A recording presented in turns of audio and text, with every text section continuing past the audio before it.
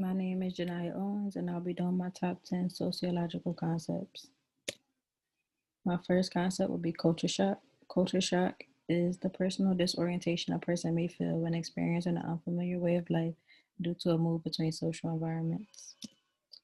An example of culture shock can be seen in this photo, as you see the lady on the left is enjoying her meal as it is a part of her culture, whereas the lady on the right is very disoriented and confused looking with her meal because she isn't culturally adapted to the food.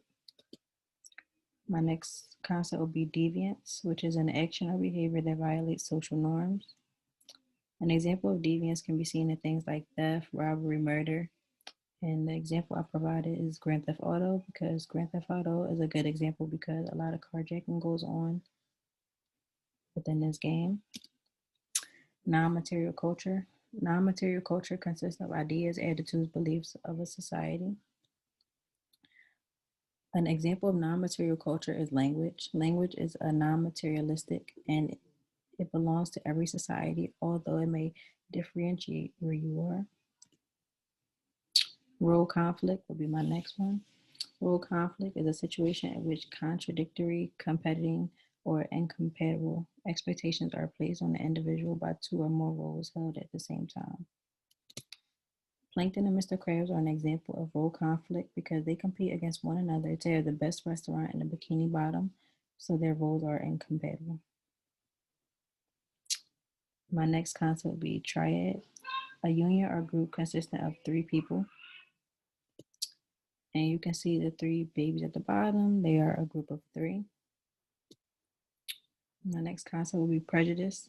Prejudice is an unjustified or incorrect attitude, which is usually negative towards an individual based solely on the individual's membership of a social group.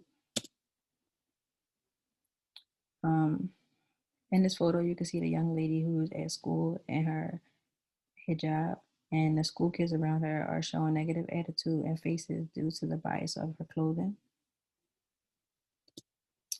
My next concept will be norms. Norms are unwritten rules of behavior that are considered accepted in the group or society. An example would be saying thank you after receiving a compliment, which is common within almost every society. False consciousness.